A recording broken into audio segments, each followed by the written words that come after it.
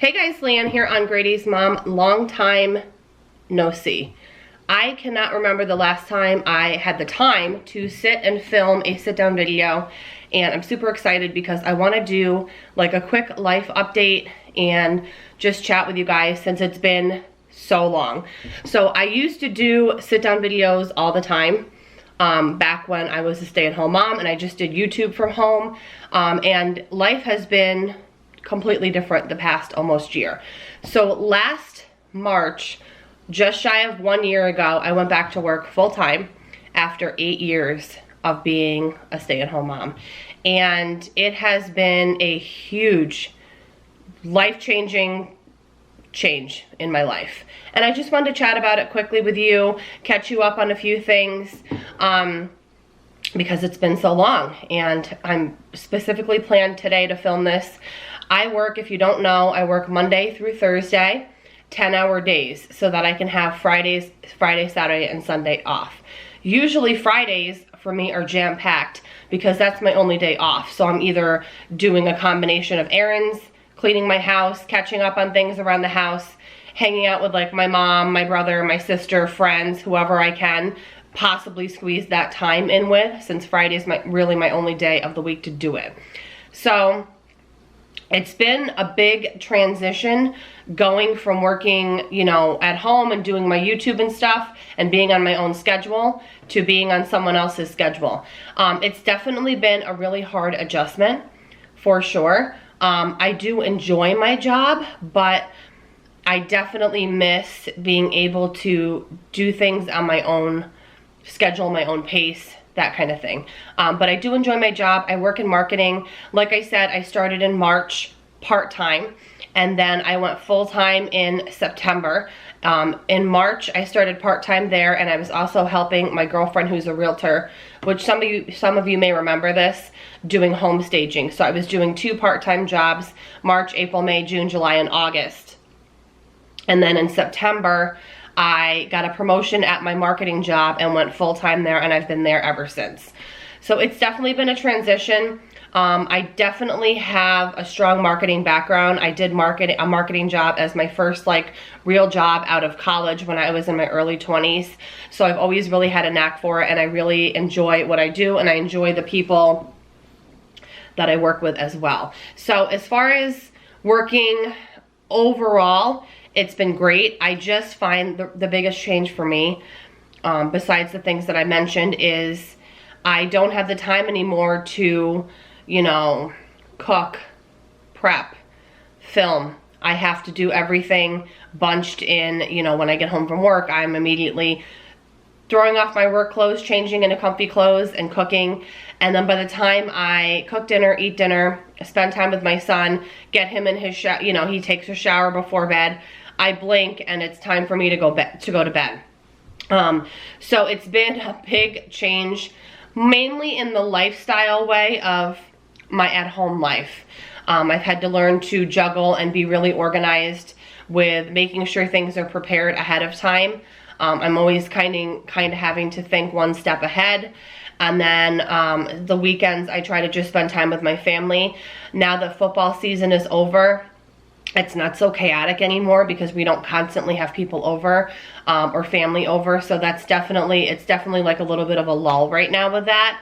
I really love the responsibility that my job provides and the structure. I'm able to get out of the house every day and have adult interaction and use the tools and skills that I have from previous jobs and previous education and things like that, and apply those towards like real world type of scenarios. And of course, it's really nice to have a full-time paycheck again, because I definitely missed that the years that I was home with my son. So that's pretty much a synopsis of how that has been the past almost year. In other, I guess, news, I just wanted to catch you guys up on a few things. I did get my eyebrows microbladed about a week and a half ago, so I don't even know if you'll be able to tell, since some of you haven't seen me so long on camera. I literally had no eyebrows. Like I plucked all my eyebrows out in the 90s, because back in the 90s, when I was a teenager, that was the huge trend, to have like super thin eyebrows. And I know some of you who grew up in the 90s as well and are closer to my age will remember that. So let me go ahead and insert a few pictures of like before and after, because my brows are still healing right now. It takes about 30 days to see like your final result. So right now they are past like the scabbing stage, but they are fading, which is completely normal and part of the process. I was forewarned, and plus I researched a lot before I got my brows done. And right now I'm in the process where the pigment fades, so it looks, your brows kind of look like they're disappearing. So I have nothing on my brows right now at all, just the microblading. And then in the next like week or two, they'll start to come back color and pigment wise and darken up a bit more. And then in March, next month, I go back for my like retouch if needed. She said very few people do not need a retouch. Most people do need some kind of a retouch for maybe parts that faded completely, or maybe they don't like a certain like part of their brow and they want a little bit more definition. So next month I'll go back and have retouching if needed. And then they're semi-permanent. So for about, I've heard some people can go a year. I've heard some people can go 3 years without getting any retouching or anything done after the initial second appointment. So we'll see how that goes. A couple friends of mine have gone, they're on year 2, and they haven't had anything done and their brows look great. So everybody's case is a little bit different. I definitely, for me personally, I would do it again in a heartbeat. I'm really happy with my decision that I did it, because since I had such sparse brows, and like my one brow was only like half a brow, it never grew back because I plucked it all, like I said, when I was in high school. So let me put those pictures in right now so you can see the before and after. So here is a before and after, right after the procedure. I'm hoping the final result when my brows come back and the pigment comes back, that they will look just like this. The cost of the procedure was about $500. It does vary depending on where you live. Once again, these, what you see here, they will darken up in the next couple weeks. And then once I go back next month, I will have, after I get them retouched if needed, I'll have like a permanent result, which I'm hoping I can get like 2 years out of, and then I'll go back. And then once that 1 or 2 year mark goes by, you can, you don't ever have to get them like redone from scratch. You can just get retouching every year, every 2 years. Once again, everybody's different, and this is my first experience with it. But for me, I would do it again in a heartbeat. I've had a lot of people, I posted on Instagram, a lot of people asked me, like messaged me and said, did it hurt? What's the healing like? I didn't find the healing for me at least, and for most people that I've talked to, was not painful. It's more of an annoyance because you cannot get your brows wet for, I've heard 2 weeks, but for me, I was told a full week. You cannot get your brows wet, like you can't work out. You can't sweat, you have to shower and not get your brows wet. When you wash your face, you can't get your brows wet.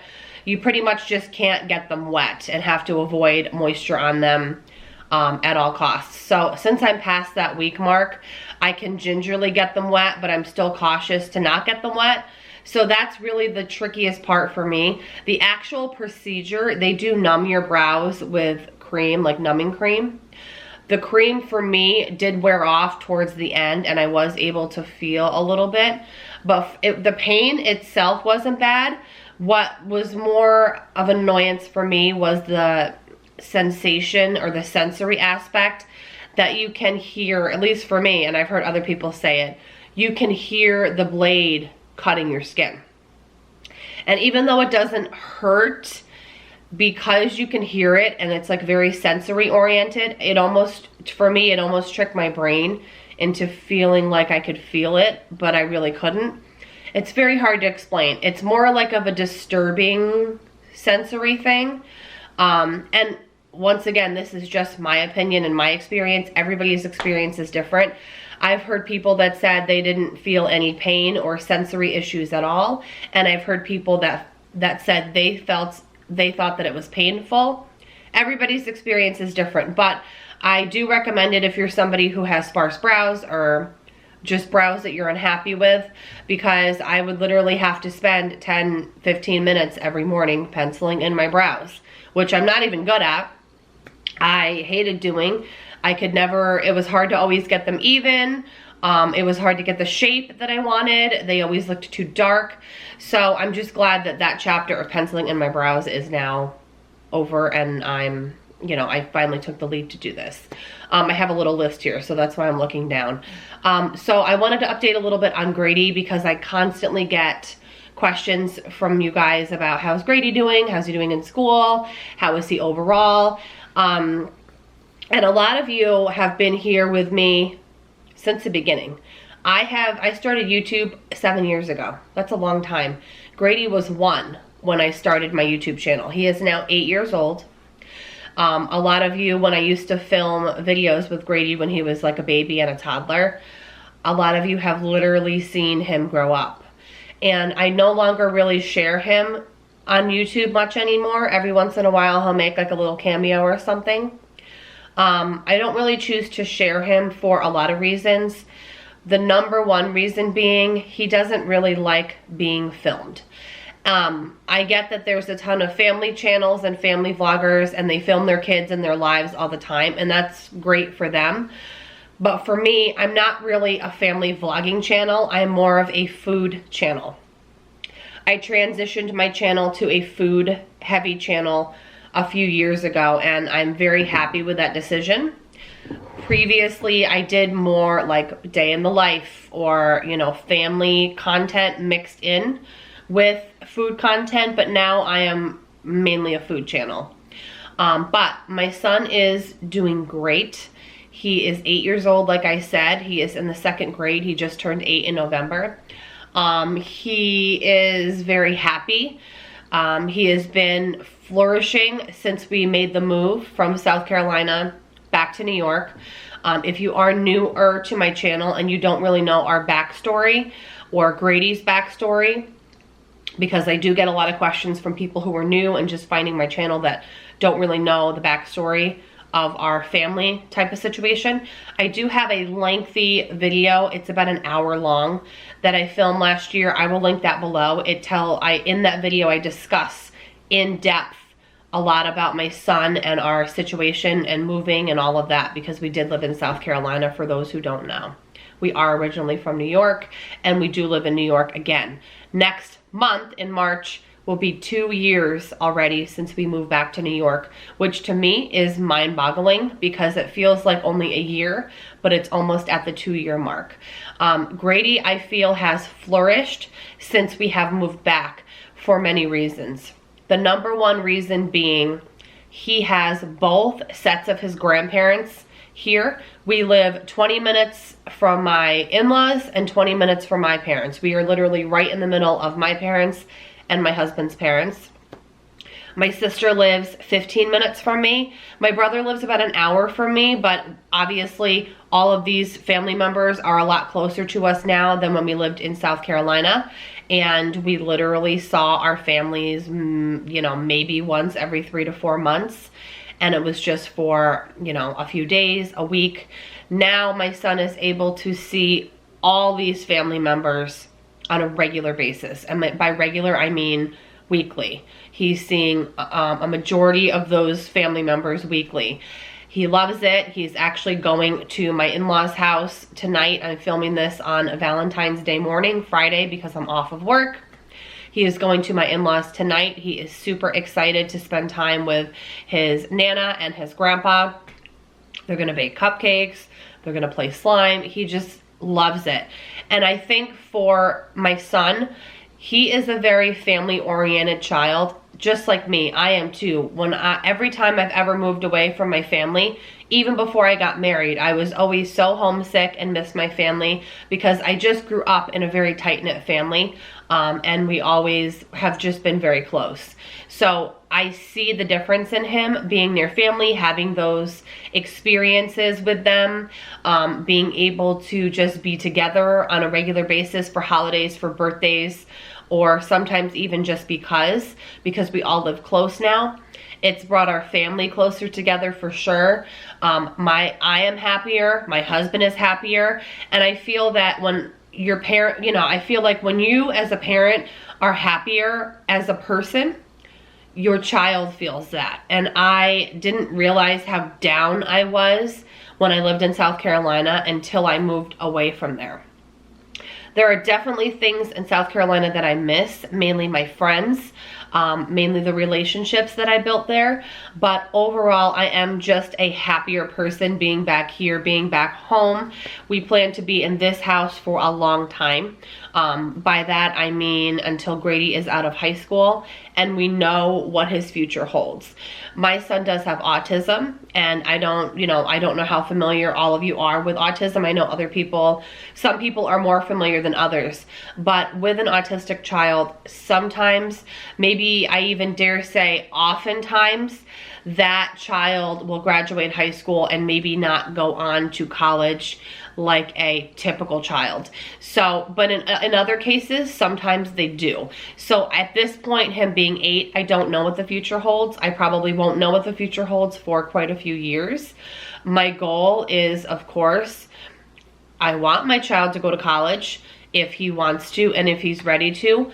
I would never force him to, but I would want him to, with the way the world is these days. I would want him to further his education, but that's just getting way too ahead of myself. I take everything with my son day by day. We have him in the best therapies possible. He goes to a great school with great teachers. We are giving him the best possible tools we possibly can now, and I have been doing that on this journey with him. Early intervention is key for anybody out there. I get so many messages or emails from people saying, I have a toddler and I'm concerned about developmental things. What should I do? I tell everybody, early intervention is key. If you have a mother's intuition or a gut feeling or a gut instinct that something could be off, contact your pediatrician, get a referral for an evaluation. I, even as a first-time mom and a mom of only one, having gone through this before, I knew before Grady was 1 that something was off. And around 1, I started pushing his pediatrician for an eval. I was told he's too young, we need to wait, everything's fine. And I just kept pushing and pushing and pushing. You have to advocate for your child, no matter what age. Even if it scares you, even if you don't want to know, even if there's something there that you feel could be off or wrong, you need to advocate for your child and push for an evaluation, because that is the way I got my son into the early intervention program before he was 2. My son has been in therapy consistently since before he was 2 till now, and we will continue to have him in therapy as long as we can possibly provide that for him, as long as we think he needs it. And he loves going to therapy. He doesn't dread it. He doesn't go kicking and screaming. He has a great relationship with his therapists, and we're very happy overall. His language is improving. His social skills are improving. I constantly, when I'm not working and I have time with my son, I have constant things planned for him, family things, play dates, events, activities. I constantly get him out in the world, because kids with autism can have a lot of meltdowns and sensory problems, and my kid is no different. We have gone in public and he has had meltdowns like you would not believe. We have had problems, behavioral problems, sensory problems. It doesn't deter me from taking him out in the world, because this is the real world. When I'm gone one day, he needs to know how to go out in the world and function as a normal human in society. So I try to just do as much as I can with him now, and I will continue that until I can no longer do it, obviously, or I'm gone or dead. So I just try to give him the best possible life that I can. But overall, honestly, he's great, guys. When he asks to be on camera, I will let him be on camera. Normally he doesn't. Normally I don't even do videos that would be relevant to him being on camera, but every once in a while I will let him have a little cameo if he wants to. You guys saw a couple weeks ago, he ended one of my videos when I think he wanted, he just said, "Thank you for watching, bye," or something, and he was so proud, and he has watched that video over and over because he wants to see himself at the end, and then it's just so cute. But anyways, that's really the main bulk of what I wanted to update you guys on. We're in the dead middle of winter right now. We will be in winter until April here. It snows every year in April here. It never fails. So I don't mind it. You guys know I am a winter and a cooler weather person. I dread the summer, but it's inevitable. It's coming. So for those of you who don't like the winter, spring is definitely on its way. Otherwise, I'm just going to continue to try to do the best I can with my channel. I have been really consistent with putting out my 3 videos a week, which is my lunch video, my dinner video, my grocery haul video. And sometimes, as you guys know, I'll switch it up and I'll put in like a cooking video or something else. I try to do the best I can. By the time I get home from work, like I mentioned, and cook and get my son situated and spend time with him, that is usually when I try to do my editing after my son goes to bed. And I really just try to juggle everything and stay one step ahead to be able to keep my channel flowing for you. I am still enjoying doing YouTube even after all these years. The content that I put out, it's makes the most sense for me right now, because every week I have to cook dinner, pack lunch, and grocery shop, even if YouTube didn't exist.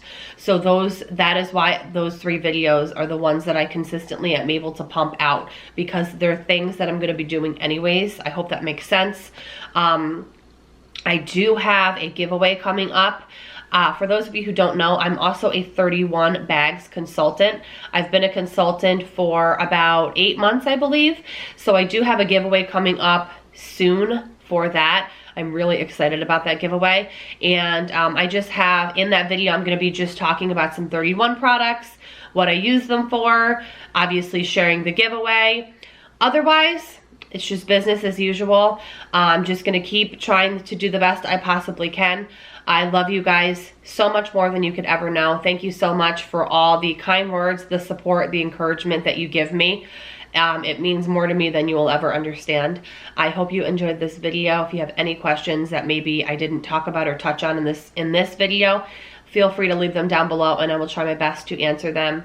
Have a great day, and I will see you all in my next one. Bye, guys.